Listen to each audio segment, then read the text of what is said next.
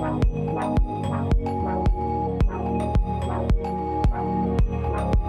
everyone, welcome to Maximus Call-In Radio Show, episode 16. We have a great episode for you today. We had listeners call in and ask questions as a continuation from our last show about how to avoid those endocrine disrupting chemicals that are in our cookware and finding better cookware solutions. Someone had a great question about finding motivation again once they've achieved some success in their 30s. And finding what drives them. So we talked about how they can tap into their values and their intrinsic motivation to kind of find a new source for motivation. We talked about how do you motivate and train a 14-year-old to do strength training and how do you maintain that as they start to develop in terms of their strength. And then finally, we had a great question about how do you sort of manage ADHD and what are some useful frameworks. So we talked about the keystone habit as a very helpful behavioral technique to better self-regulate and avoid sort of getting too far off track in terms of distractions. So for all that and more, tune in for a great show. Hey everyone, this is Dr. Cam and welcome to Maximus Call-In Radio Show number 16. Super excited to be with you. It is now spring 2021. And, with the new season comes renewal, rebirth. It's a new year in a lot of cultures, and it's a great opportunity for each and every one of us to recommit to our health and take it as an opportunity, just like the beginning of the new year in January, to work on our health goals. And so happy to talk through any questions, concerns, or coach anyone through anything health related today. So we have a follow-up from last week from Diego from Discord. It's actually about the PFAS chemicals that we were talking about, the endocrine disrupting chemicals. Do you have any advice or recommendation for cookware? I heard some types of metal also accumulate in the body and are toxic as well. Yeah, it's a great question. So last week we were talking about PFASs, or these endocrine disrupting chemicals that are commonly found in all kinds of products. Including cosmetics, cookware, clothing, carpeting, etc. But I do think it is particularly important to be aware of your cookware because there's increased volatility essentially of chemicals whenever anything is heated or superheated to a high degree. And so this is actually particularly why refined seed oils are very pernicious, which is unfortunately kind of the standard cooking oil. That's used basically any restaurant that you go to, they're using refined seed oil. So most common of which, of course, is canola oil, peanut oil, and soybean oil because they're quite frankly dirt cheap. And that's why restaurants use it, because if they're heavily frying stuff, they're going through gallons of this and they're not using the good stuff, which are, in my opinion, is animal fats, which are much higher in saturated fats, while these refined seed oils are much higher in unsaturated fats, and they're much more volatile. So when you heat them up in a frying pan, and especially you burn them, reuse them, or exceed essentially their smoke point, which is why they burn, they change chemically and into unwanted substances. So that's all the more reason, before we even get to the cookware, to be very picky about what you're putting in your cookware. So I'm a big fan of using animal fats. So ghee is a good example, or clarified butter, which is basically butter in which the milk solids have been skimmed off. And so it becomes more of a creamy kind of texture. It can be liquid, in fact, kind of like coconut oil if it's warm enough. But the nice thing is the smoke point of butter, which is in the 300s, goes to about 400s when it's clarified butter. So it's better for higher heat cooking. And also has a nice buttery taste. So if you're familiar with kind of like buttered popcorn, that's kind of the taste and texture that it kind of has. Otherwise, tallow or lard, which comes from beef or pork, is a really great choice to use in your cookware. And alternatively, avocado oil, which is not a seed oil. It doesn't come from the seed of the avocado. It actually comes from the fruit of the avocado. Just like olive oil is also a fruit oil.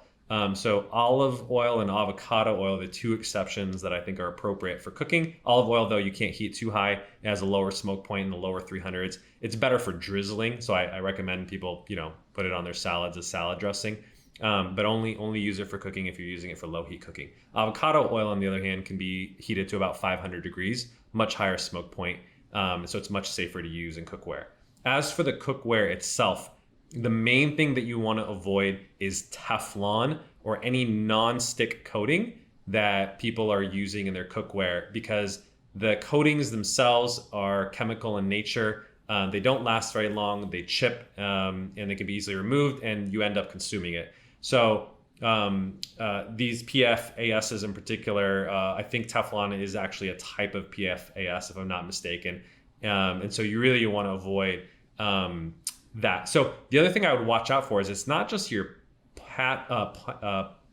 pots and pans, but there's a lot of kitchen gadgets nowadays. Like the one that's particularly popular now is the air fryer, which people love. But you should look at what's used in the coating of the air fryer. Most air fryers use a non-stick coating, which is Teflon or a Teflon-like substance, and it runs into that same problem with PFASs. So be very, very picky when you buy your stuff, and check. You can always check, for instance, if you're buying on Amazon, go to the frequently asked questions or the questions section, and you can search for what's the coating or non-stick. And if it has it, I would avoid it. You want to use something, pick stuff that's stainless steel and is not coated. Stainless steel is naturally relatively non-stick if you're not heavily using a lot of oils at high temperatures. And so it's a much better choice. Another example are like milk frothers are very popular for people who are making coffee on a regular basis. I just bought one. I just made sure it's stainless steel non-stick. So that's what you want to buy. There are some newer coatings which are ceramic. So ceramic cookware can be good. The only thing you have to make sure is it's like a high quality brand. It's legitimate ceramic. And again, it doesn't sort of chip. The ideal is something that's not just a ceramic coated, but it's made it's bonded, or it's like ceramic itself. Those are kind of better, but they're more expensive. Otherwise, the cookware that I generally recommend if you're talking about a pan is to just use cast iron. Cast iron is great because it's literally exactly what it's made. What sounds like it's iron. Some of the iron does rub off into your food, but iron is a nutrient essentially. Guys want to be careful about consuming too much iron. Women actually can benefit more because they lose it obviously through their menstruation on a regular basis. But iron is generally not toxic in the doses that you're getting through pans. And as long as you care for it and season it, you're not getting extra chemicals. So ironically, cast iron cookware has been used by your parents and grandparents and many generations back, and is still probably the best choice for most people. If you do care about the weight, they are very heavy, and so sometimes they can be unwieldy, particularly if you have other people in your family that are using it. Well, I would say as a guy, it's good exercise for your hands and wrists. So use cast iron and consider it exercise when you cook. But there are thinner varieties that they sell. They're definitely like 10x the cost, but they're a little lighter and just sanded a little bit more fine and easier to be non-stick. So there is essentially high-end cast iron cookware as well, if you want to go there. But quite honestly, like Lodge, which is an American brand, I think you can find it on Amazon and basically anywhere that sells home goods. You can get a solid cast iron pan for $10 to $20, and it'll literally last you a lifetime if you take care of it. So big fan of cast iron. I think it's what most people should use. Otherwise, try to use ceramic, like La Creuset is a good brand that's in the ceramic space, or use just plain stainless steel that doesn't have a non-stick coating. All of those are good choices, because whether it's steel, it's iron, or ceramic, it is what it is. There's no special coatings that are on it, and there's not as much concern about the toxicity. So I think it's a great question, especially if it's going to be something that you're going to be using to cook and eat out of on a regular basis. It's worth investing the money in buying quality stuff that's not going to, add to any unnecessary toxic load over time. So I guess the reason for asking the question is looking back at my younger self, going back 10 years ago, I felt I had a lot more motivation. I don't know whether that correlates to just being younger and more naive and not afraid of taking risks and that kind of thing, or if it was because I was more insecure around financially, or if I was possibly younger and healthier. or even, because I've been 10 years in the sort of consulting game, whether I've just hit corporate burnout, I wonder looking back whether I was possibly more narcissistic. I don't know if that's the right word, because I don't think I was narcissistic necessarily, but I was definitely playing the status game. I didn't have a stable relationship and that kind of thing, and now I have. Maybe I haven't got those drives as I once were. So I'm just really keen to get your thoughts and your perspectives on that. Yeah, it's a great question about motivation. How do you get the motivation back? So I'm glad that you're calling in, because it's much easier to address this when I can kind of go back and forth with you. So if you don't mind my asking, how old are you now? Because I'm curious what was going on 10 years ago. Just turned 30. Okay, so you're 20 when you kind of felt the peak of your motivation. So were you in college at the time? What was kind of going on at that moment in time in your life when you felt your motivation was better? Yeah, so I finished up college. Okay. I was at a decision in my life whether to go down the university path or go off on my own. I ended up going off on my own as a freelance web designer at the time. So I was working for myself. And then shortly after, so around with the 2021 mark, I got the job at a creative agency, advertising agency. So I just transitioning from working freelance into, the other side. Okay, that makes sense. And I'm curious, at that moment of time when you said your motivation was higher, what was your motivation at the time? Like, what were the driving factors when you were 20 that motivated you to get up every day and work hard at that new gig that you got? I think, as I said, it was a sense of, I come from sort of a working class background, and I had more money insecurities. Yeah. So it was always this case of, and I see my dad work hard and that kind of thing. And I never wanted to sort of be in his shoes in 50 years time, Yeah. So it was kind of a bit of that, I think, and just a drive to, being inspired by at a time where, the internet was erupting, and seeing all these .com millionaires coming out of all that, and being sort of more driven in that sense, being inspired by those. I guess that's where it came from, and that's where around the time, I learned to code and learn graphic design and that kind of thing. Do those areas. That makes a lot of sense. Well, I do think sometimes, depending on our circumstances growing up, family situation, whether it's to gain something that we didn't have or to not lose something that we did have, those can be big driving factors and motivators. And then, obviously, if you're kind of around at a very exciting time and you wanted to sort of catch the trend, that can be a big factor as well. So it kind of makes sense what was driving you at the time.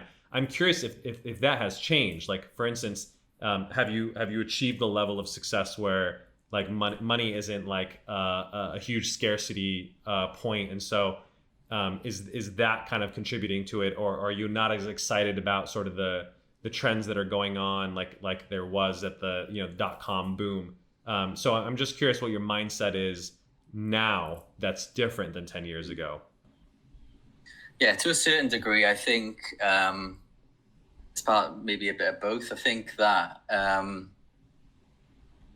I've spent 10 plus years, as a web designer developer, consulting, and I've kind of been burnt out by that corporate, culture to some degree. But also, I've also gained more financial securities in that sense as well. I'm not super comfortable. There's still, Sure. Room to improve, but I've hit a level where I'm definitely a lot more comfortable, in that sense as well. Yeah, and this is actually like so first of all, I just want to normalize like what you're feeling. I don't think it's rare in any stretch of the imagination, right? Oftentimes hunger, literally and metaphorically, can be a huge motivator for people. Like, especially when you're starting out, coming right out of university. Unless you're very blessed in terms of your parents giving you a lot, you kind of have to go out and fend for yourself as a man. And I think that can be a very motivating cause, because if you don't, then you're going to be in dire constraints. And I think a lot of guys like you, even if they become even, let's say, middle class, But they're not going to be homeless. They're not going to go hungry. They're not wanting. They've built up a decent amount of savings, or they're skilled enough that they're not afraid that they can be able to find work after a decade of it.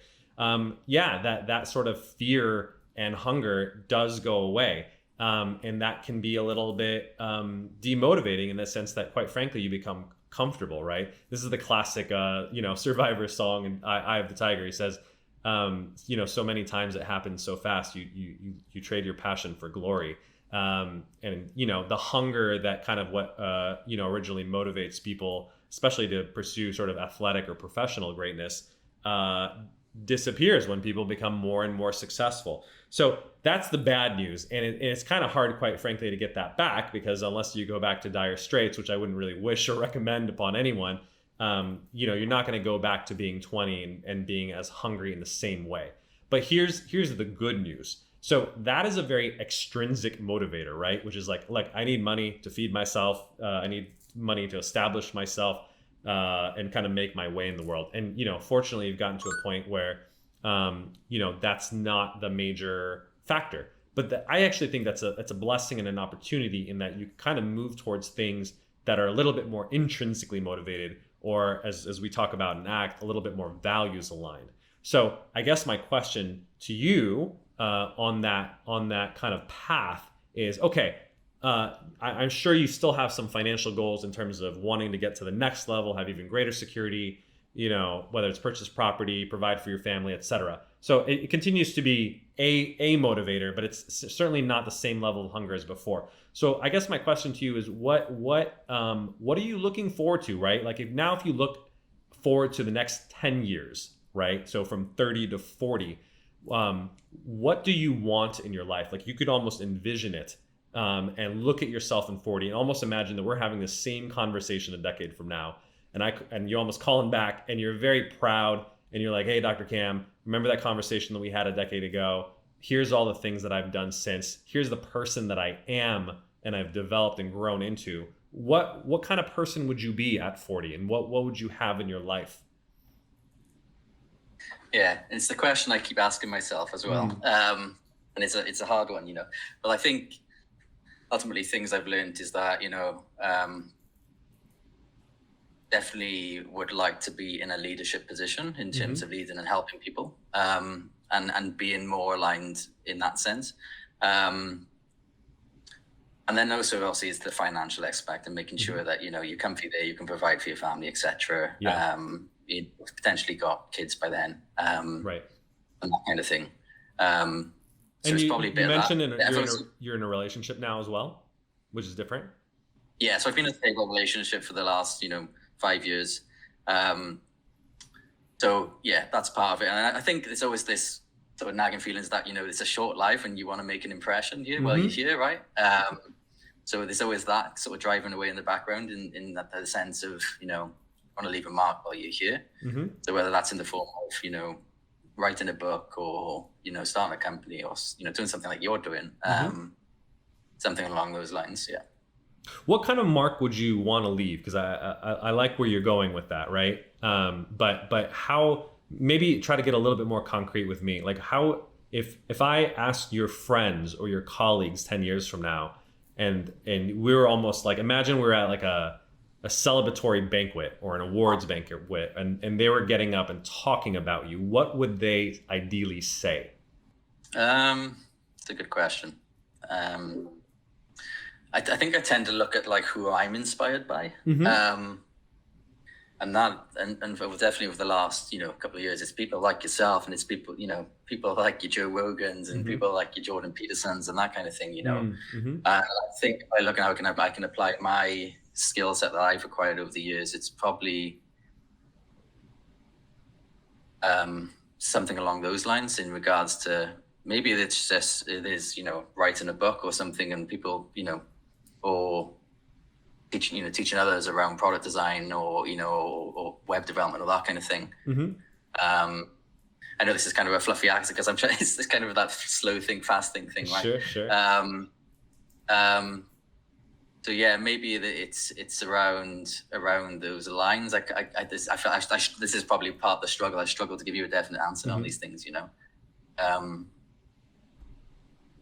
Well, I think it's worth exploring, and I don't expect you to come up with all the yeah, answers on the spot. But I am hearing some things in the conversation that you're putting out. So first of all, it does sound like there's some aspect around helping people or educating people that appeals to you, right? So whether that's in terms of sharing your skill set. So are you a product designer, graphic designer? Tell me a little bit more about what you actually do. yeah, consultant product designer. Okay, excellent. And obviously you've built up close to a decade of experience there. So maybe there's something around there which is like, maybe the last decade of your life was very focused on individual skill development, right? Like becoming a really great product designer, product design consultant. And especially you also mentioned kind of going into a leadership role. I think a lot of people talk about leadership like it's like the natural or inevitable thing to do. I think some people, quite frankly, are meant for leadership and some people are not. And there's no shame in how much leadership that you do. I think everyone, quite frankly, can be the leader of themselves and potentially the leader of a family. Some people are meant to be the leaders of a giant multinational corporation, and not everyone is cut out for that. And that's totally fine. It's quite frankly a lonely and shitty job in a lot of ways. So, Yeah, but I do think leadership can be expressed in many ways, and maybe being a leader in the product design community, right, which is your expertise, can be that form of leadership for you. It could be in terms of like being a guru. It could be in terms of writing a book, or it could be simpler than that. It could be, for instance, becoming, a product design leader or manager at a company, running a small team, and being a phenomenal mentor, trainer, and manager to a handful of folks, and kind of like young, up and coming product designers, and teaching them how to be excellent. And I bet you'd, in fact, get a lot of satisfaction out of something like that if kind of the mentorship is in your heart and that's something that really kind of appeals to you. So I think you're kind of probably understanding where I'm getting at in terms of, I don't think it's the thing itself that you need to find in terms of what the expression is. If it's running a small team, if it's writing a book, those are the goals, right? I think what's more important for you is to ascertain what your values are, right? When you're clear about what your values are, the goals naturally come out or emanate out of that, right? So what I would encourage you to explore, and we're starting to obviously explore it together on this call, is what are the things that are really important to me? What do I want to stand for, right? 10 years from now, in terms of the rest of my life, and that's why these questions are useful prompts. Like, what do I want other people to say about me, right? It's not just, oh, he was a leader, but what kind of leader were you, right? Like if you were imagining running a team of product designers, like what would they say about you, right? In terms of like, oh, is he a good teacher? He genuinely cares about my well-being. He's at the top of the field in terms of knowing the latest techniques. Like, what are the elements that people would be, respect you for? And I think those highlight essentially what your values are. It could be around innovation, for instance, if it's being the best or the top of the field. It could be around contribution or service, right? In terms of wanting to train the next generation. It could be around kind of artistic expression, right? Which is like the thing, maybe it's the design itself that you really love, and having an outlet for creativity and expression, being able to share that with other people, right? I don't know what it is, for instance, in those three examples that motivates you to be in product design in the first place, but I would encourage you to think about that and almost like really hone and refine what your values are, right? Because I think if you're very clear about what your values are, you can find many different ways of expressing that value. And that's the nice thing about values, is as opposed to a goal, which is I need to write a book. And if I don't write the book, I don't feel satisfied. If I write the book, then I don't know, hopefully I feel satisfied, and maybe you don't after you write it. A value can be lived and expressed in any given moment, right? So let's take a concrete example of that. If you decide service is the thing that really like is your value, like I want to give back and I want to train other people, you can find many ways of serving people. Like right now, it could just be,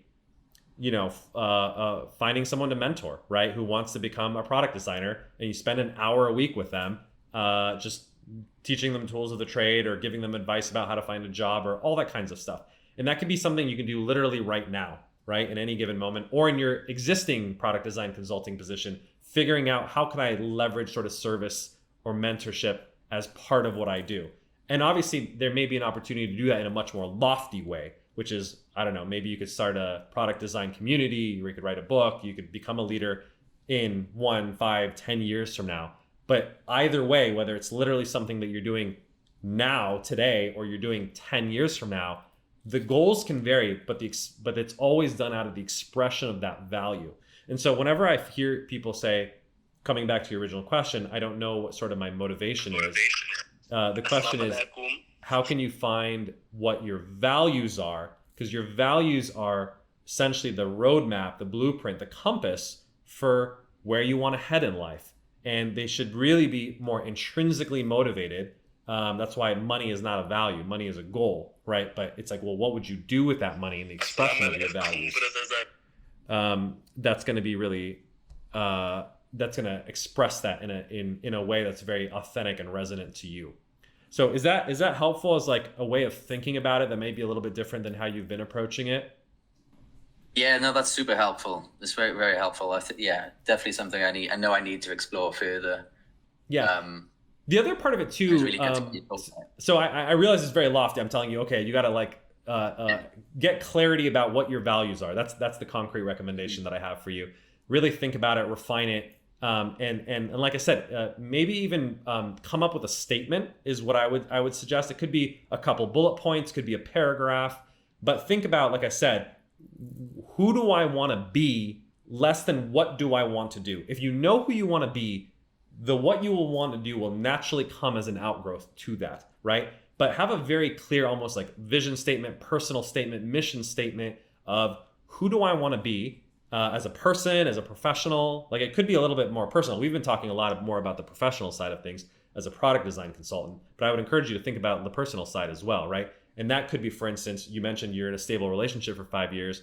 Part of your motivation for wanting more money is to be able to provide for maybe a future family. If you obviously continue this relationship and start one, that's totally fine too. That's a good goal, right? I want to make money for a future family, but the value behind that would be, well, I want to be a loving partner. I want to be a good father. What kind of person do you want to be, right? And then the goals will come out of that. So maybe write that out a little bit and be clear. Use some nice like vivid adjectives, and so you have like a vivid, almost like paint a picture for yourself about who's the person that I want to be. Like I said, from your 30s to your 40s, and I think that will provide you with both motivation, which you might have almost like, I think you still have it. I think you've almost like lost contact with it, right? The nice thing about, about being hungry, literally, right? You're 20, you're like, I got to go make myself in the world.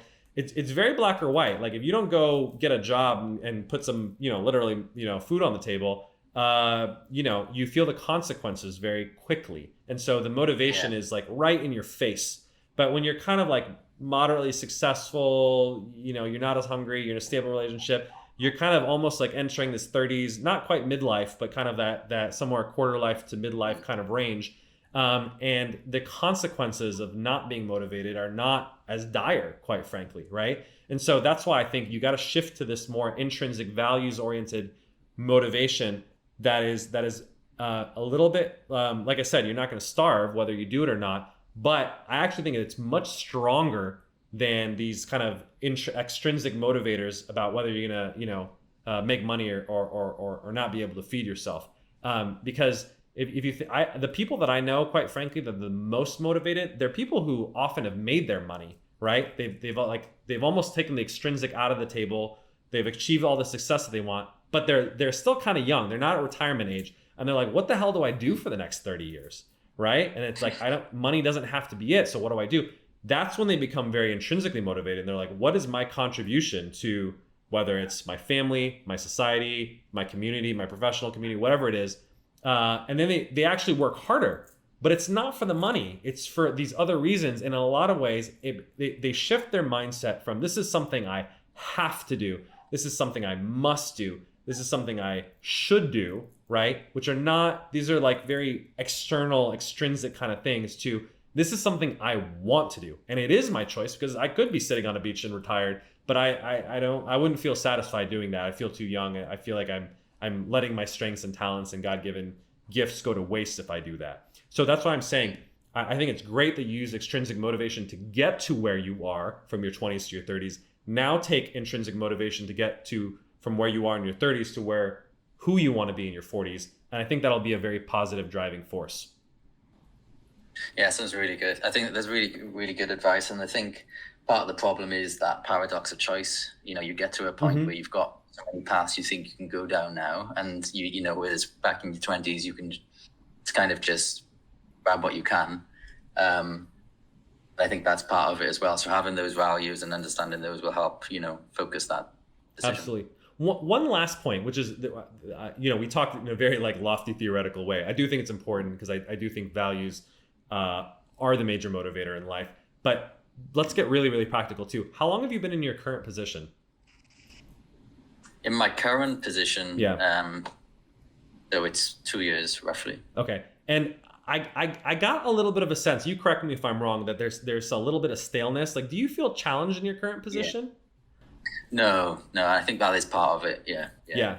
I got that sense as well. So maybe a little bit, this is the little bit more very concrete, very practical part is, I hear your story very often, especially when people kind of enter mid-career. They get, quite frankly, very good at what they're doing, right? They're like, I've been doing this for 5-10 years now. I'm competent at what I'm doing. People, in fact, hire me as a consultant to do what I'm doing because I'm good enough to do it freelance or teach other people how to do it. But the downside of that is, the natural enjoyment that comes from learning a skill in craft becomes I've done this so many times. It's like copy, paste, rinse, and repeat. So it sounds like to me, you gotta find something, and it doesn't mean you need to quit your job tomorrow, but I think part of your satisfaction will come from a bigger challenge, right? So you got to figure out how to stretch yourself. And I think, by the way, this is such generally good advice for men. Men are most satisfied when they're challenged.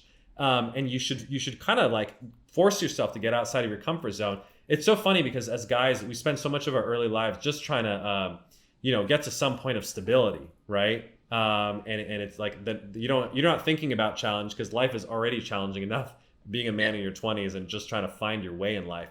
Fortunately, when you gotta get to the point that you are in, you overcome some of those challenges and you're like, great, I should be satisfied.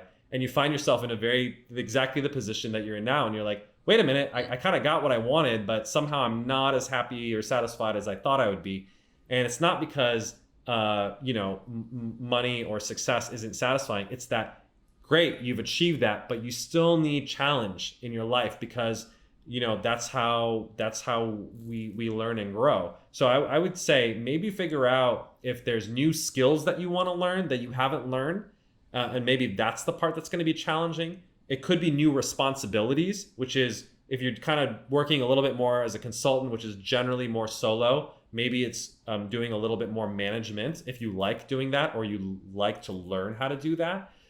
Or third, it could be a little bit more of this community contribution, right? Which is how can I contribute to the product design community at large, whether that's writing, speaking, blogging, social media, etc., to kind of become a thought leader, right, in the space. And that could be another challenge. You could stay, in fact, in your same job, but you could say, I'm going to find my challenge in kind of building my brand around product design, building a community around it, whatever it is that satisfies you. But I think you got to find something that challenges you a little bit more than what you are now. And you always want to find that kind of sweet spot. I might have mentioned this in a previous show. Mihaly Csikszentmihalyi, the guy who popularized the concept of flow, talked about flow really comes from when your skills meet the challenge level, right? It has to be commensurate to it. The problem is as we get better and better, you have to make it more and more challenging. Otherwise you get bored and you don't grow. And the optimal zone of growth is something that's just slightly past your capabilities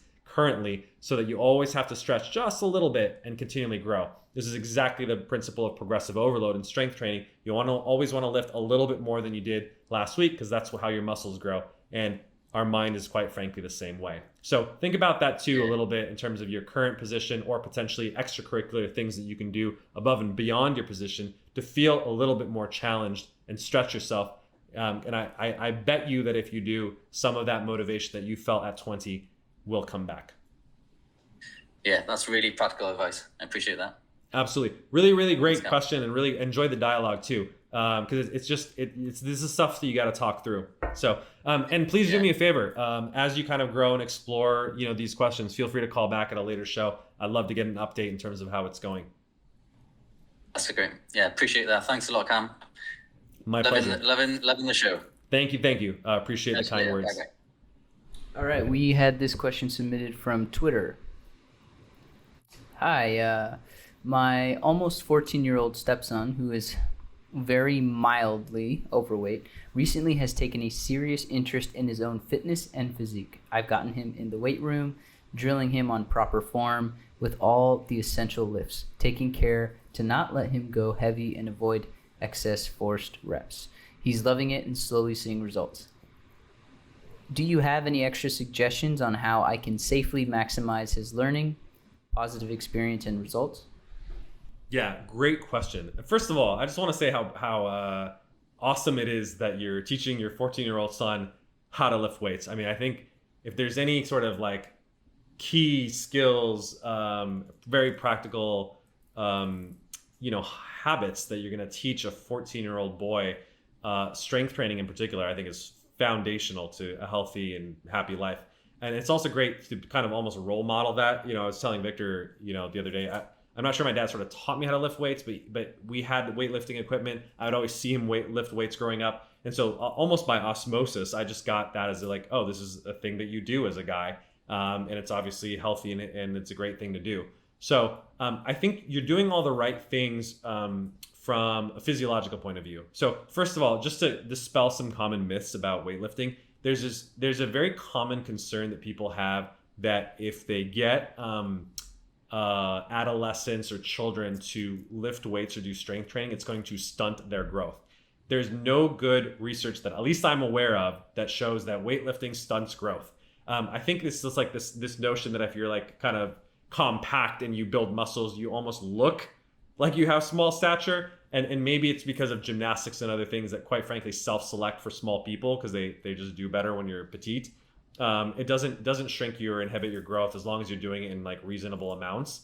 So I don't think you need to worry about that. So first of all, that's the first thing I would say is don't necessarily hold back because you think it's going to stunt their growth in terms of going heavy. Now, obviously, I do think it's generally helpful to kind of keep it at a little bit more of a moderate weight, just because I actually think it's true for adults as well. Like powerlifting is not a great sport for injury prevention. If you're always trying to max out on your PRs, muscle tendons and joints are in a more vulnerable position. So I think that's just a general useful principle for everyone. So I think that's first and foremost. Second of all, 14 is actually like, he's not a kid anymore, right? 14, you're a freshman in high school. A lot of people at 14 are competing in organized competitive sports, particularly if they're on a high level. And don't forget, there's a lot of like 14 to 16-year-olds who are Olympians who, quite frankly, perform at very, very high levels. So I think in a lot of ways, we almost hold back too much from kids in that they can actually handle, if they can handle the psychological part of it, physically, they can actually do a lot. And so I don't think we necessarily need to hold back a lot as long as you're doing it safely. But it sounds like, you're talking about teaching him good form, keeping the weight reasonable. And he sounds like he's loving it, which I really appreciate that you mentioned that as well. So, I don't think you necessarily need to hold back. And a lot of people, especially 14 to 18, they enter strength training programs, usually through high school football, and they can make a lot of great progress there. So I would say, yeah, don't necessarily unnecessarily hold back. Just be kind of aware, obviously, of like, any just sort of like injury, overtraining, all that good stuff. And he may be good to go. So what I would say, my biggest piece of advice on this, beyond the sort of the physical or physiological side, is really addressing the psychological aspect of it, because it's underappreciated and talked about less. In that there's a very delicate balance in that I think fathers in particular need to push boys and sons. There's a great Steve Harvey clip, by the way, about this. This mom was asking Steve Harvey a question about, her husband or the dad being a little too much of a disciplinarian. And, she was asking Steve for advice. And Steve was like, no, like, look, you know what happens to undisciplined boys? They become undisciplined men, and undisciplined men end up either in a grave, in a hospital, or in jail. So he was saying, like, boys really need discipline. They need structure. And obviously, look, to a reasonable degree, but I think it's an important thing to not necessarily hold back on pushing. Now, the thing that you need to calibrate on the psychological side is their response to your pushing, right? Now, some kids, whether it's just intrinsic or maybe they like the thing, they will resent it, right? Like, there's so many stories of people who their kids, their parents made them learn music or instruments, and they just hated it, right? And they'd go to all the rehearsals and they'd do it because they were kind of forced to, but it didn't obviously stick to them long term. As soon as they didn't have to do it, they didn't do it, and it didn't become a lifelong habit. So if you're pushing them so hard that they're starting to psychologically resent it, they see it as a chore, they see it as sort of a burden, that's where I think you want to kind of pull back a little bit, roll with the resistance, and be very mindful. On the other hand, sometimes you get kids that are super motivated and they're like, I want to, there's so many stories of, especially like the people who become professional athletes, they know they want to be an NBA player at like 11, 12. They've known from a very long time. And so those parents obviously very much encourage them. And so that's what I would say, is almost use their enthusiasm, their passion as the calibration for how much you want to push. I think there is a reasonable baseline level. Like, yes, you probably want to get them to go lift weights, thank you, on a regular basis. And maybe that's 1, 2, 3 times a week at most, to a moderate degree of exertion if it's not really their thing. But you learn, okay, this is just a healthy habit, and you're going to do it for the rest of your life, even if you're not going to be an athlete, and just leave it at that. If they particularly take to it and they're like, oh, I love strength training, I have a passion for it, maybe you can get them a little bit of extra coaching. That could be a great thing. If they want to learn like particular things like Olympic lifting, powerlifting, or more advanced techniques, it might be great to set them up with a coach. If they do want to compete, they can obviously put them in a program where they can do that. Or they can use it as a base or a foundation to doing sports. So maybe their passion is around, like basketball, and they're using sort of strength training to increase their vertical leap. And that's their motivation for doing it. So find what it is that drives them, and push them towards that. Because I think that's going to be the critical thing. But look, I would say from what you're describing, it sounds like you're doing everything right. I actually think more often than not, we don't push particularly boys enough, rather than pushing them too much. I think that was different back in the day, but I think we've quite frankly gone a little bit soft, and we're so concerned, and like we do everything with white gloves these days. So I would say I'm more concerned about underdoing it for most people than overdoing it. But like I said, you be aware of their emotional well-being, and their passion. Because, we had this whole conversation with the previous caller about motivation.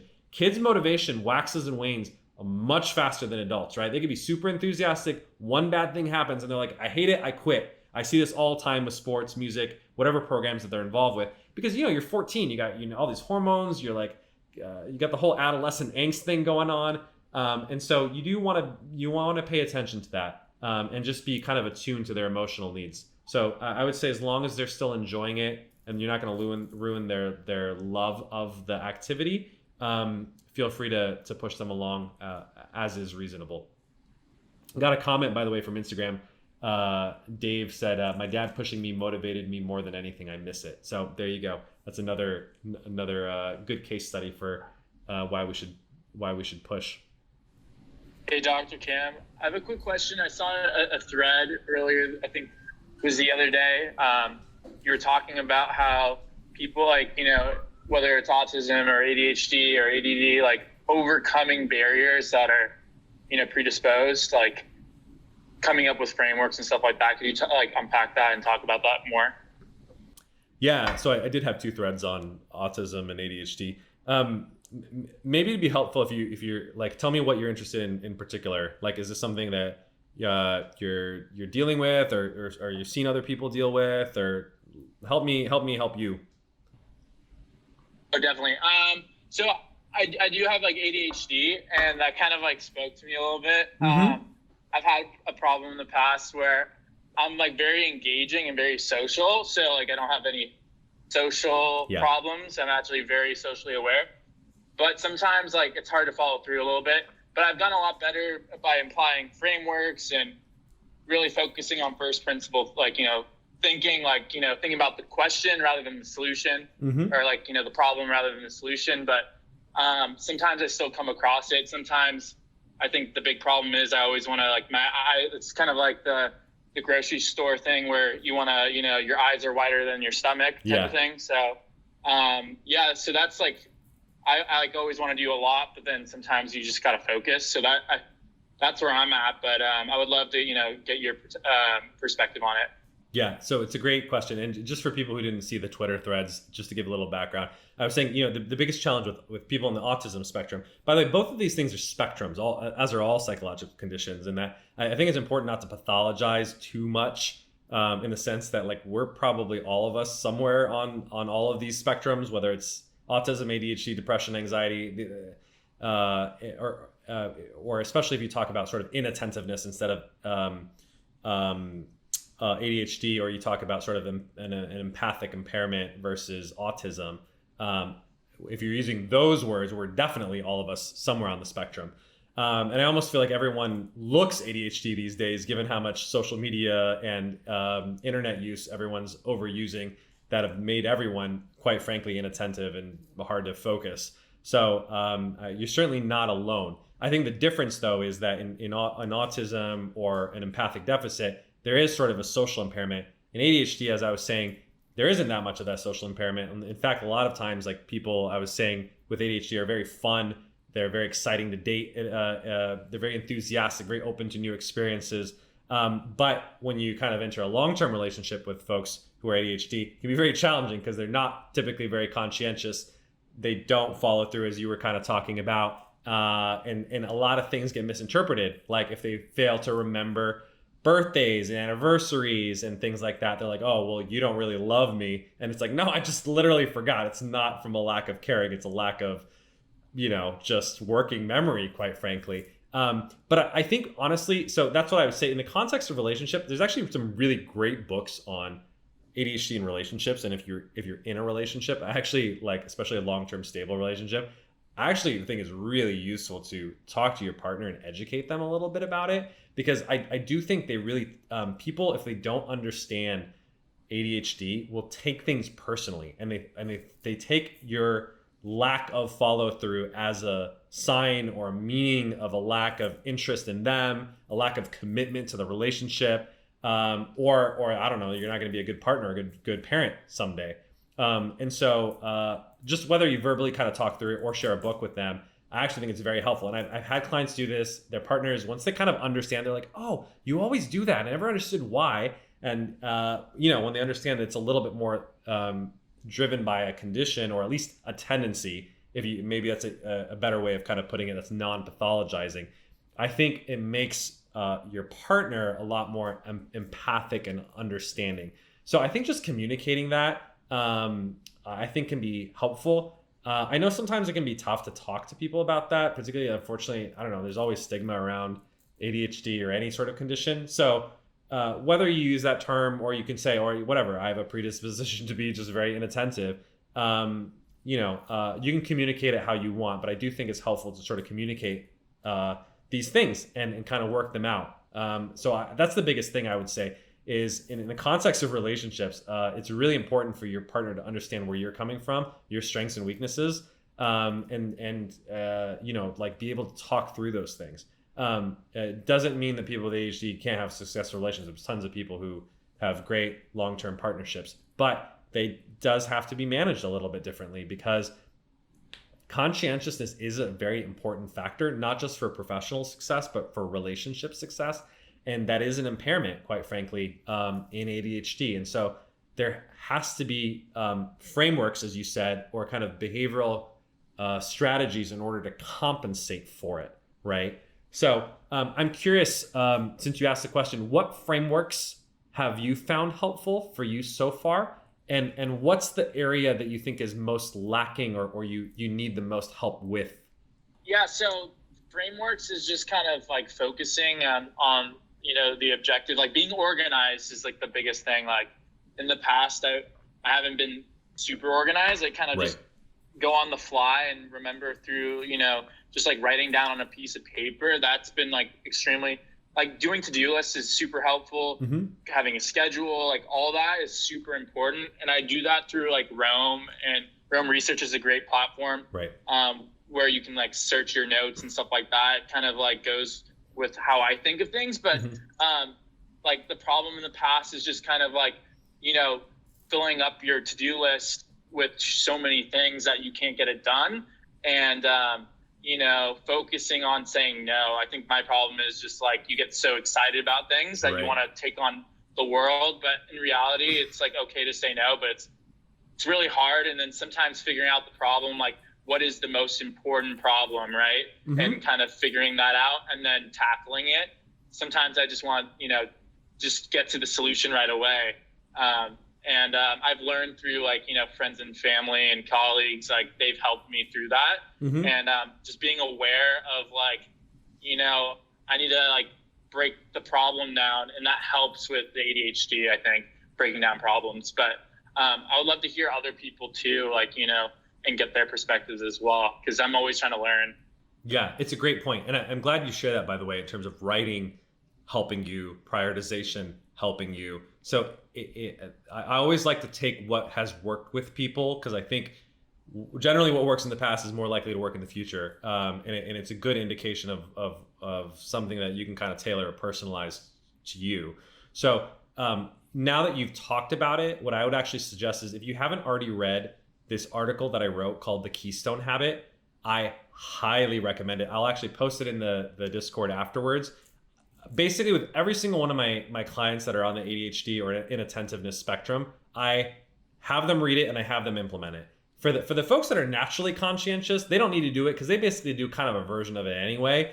Or they have, quite frankly, such a good working memory that they don't need to. But I would say for the majority of people, myself included, I find it tremendously helpful. And if you are a person, and the reason I specifically recommend it for you is because you mentioned that writing has been helpful.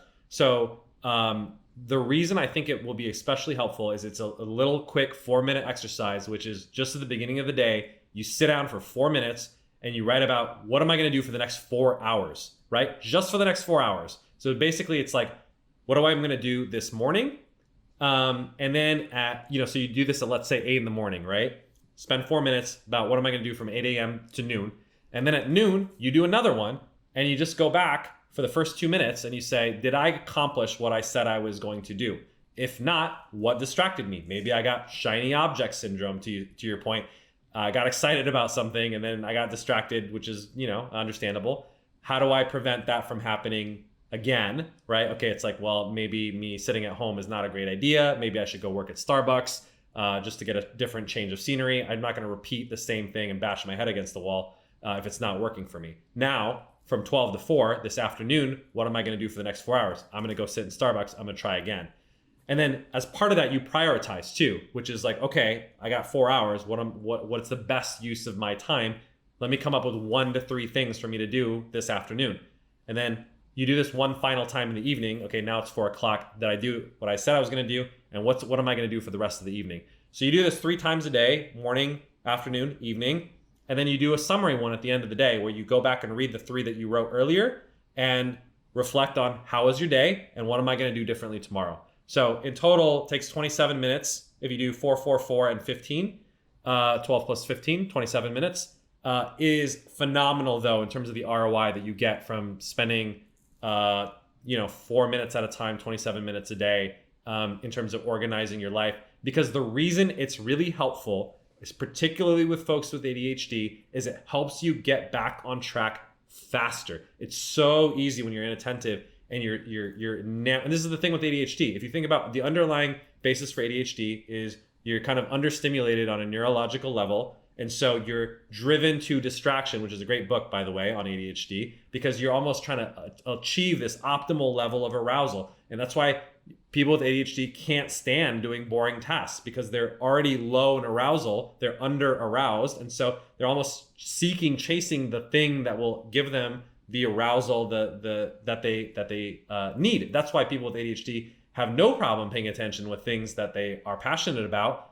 Playing video games, watching movies, things that are very engaging, they can totally focus. It's not an impairment of focus. It's an impairment of focus on things that are uninteresting, right? That's the genesis of ADHD. And so the solution to that is maybe people with ADHD probably would benefit from doing things they're a little bit more passionate about, more than other people, but not totally. The other part of it is structure, though. And the Keystone Habit just notices that instead of wasting a whole day, I got totally thrown off by procrastination, internet, etc., or chasing this shiny new object or project.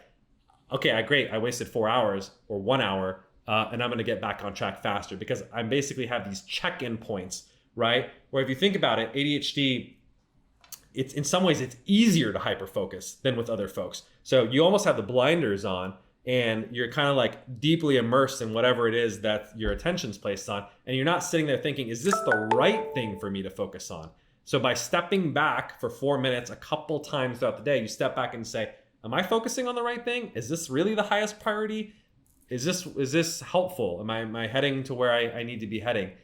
It'll help you get back on track faster, and also correct the things that are not working for you. So the other thing I would say too about ADHD is, look, all these internal things, all these behavioral mechanisms, they are really critical. Look, you're ultimately responsible for your own life. But the other thing that's going to really help you is finding the right environment. So I give you a micro example of that, which is maybe for someone who's ADHD, working at home alone is not a great idea by yourself all day. Generally, it's not for most people, especially with folks with ADHD. You might need to be in a busy coffee house and be around other people. It's probably better for you to work in an office setting, quite frankly, if you have ADHD. So you got to learn those lessons, and also find what's the type of job that's really good for you. Like people with ADHD thrive more in startups because it's chaotic, and they like the crazy randomness and the energy. They get bored much easier at bigger companies. And so the part of the solution is self-management, like I've been talking about with the Keystone Habit. Part of it is you got to kind of find the environment that, quite frankly, is suited for you and you're more likely to thrive in, because there's just kind of like a fit kind of thing that you have to figure out that's better for you.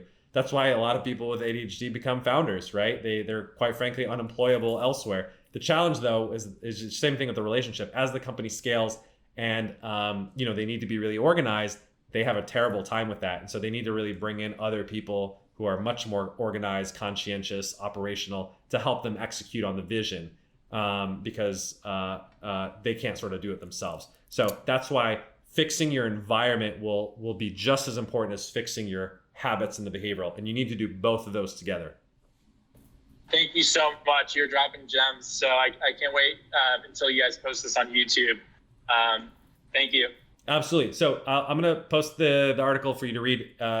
Try it out. If you want some accountability, by the way, we do have accountability squad, so I'm going to shamelessly plug that. Like you can make it your goal, basically. Like, I'm going to write a Keystone Habit, at least one every single day for the next week. And if you want some accountability, join the accountability group and tell people, like, that's my goal.